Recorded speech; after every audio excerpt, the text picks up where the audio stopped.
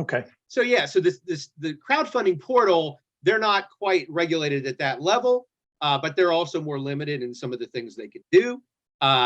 Where the broker dealer has more flexibility. But either way, again, this is all under the hood stuff. As far as everyone should be concerned, just know that if you see a regulation CF, a reg CF deal, there's an intermediary that is required to be involved, that's regulated, that's there to make sure that the issuer is not kind of pulling one over on the market, and it has met all the requirements they need to do. But to be clear, so that everyone understands, in this private equity deal space, the way that people like me or Susie and Joe and Johnny get in is through the equity crowdfunding. You can't go to a broker dealer. I can't call up H. Edwards and say, geez, I want into this deal. That's not going to happen.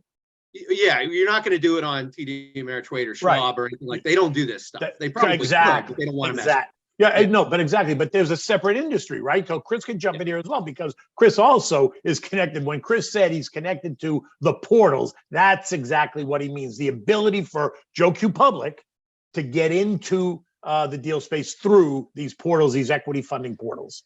Let me just, thank you, Sean, for clearing that up. And I think it's hopeful for everyone listening here, that yes, Reg CF, equity crowdfunding, $5 million cap. We're going to talk about the Reg A here in a second.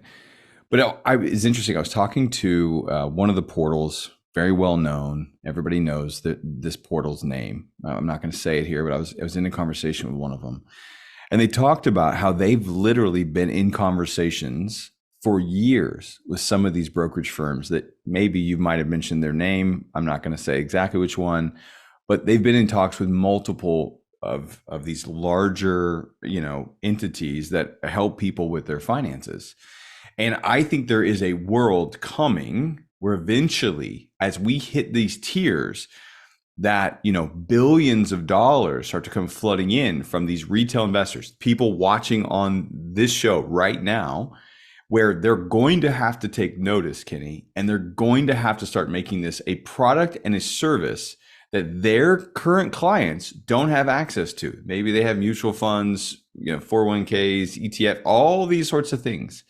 But I do think that eventually there's a moment coming where these big institutions that we all see their ads on TV, we all have accounts at their brokerage firms, will start to turn their attention and open some sort of advisory arm or some kind of way where people could leverage the capital that they have in their IRAs or their investment portfolios and start to move into this space.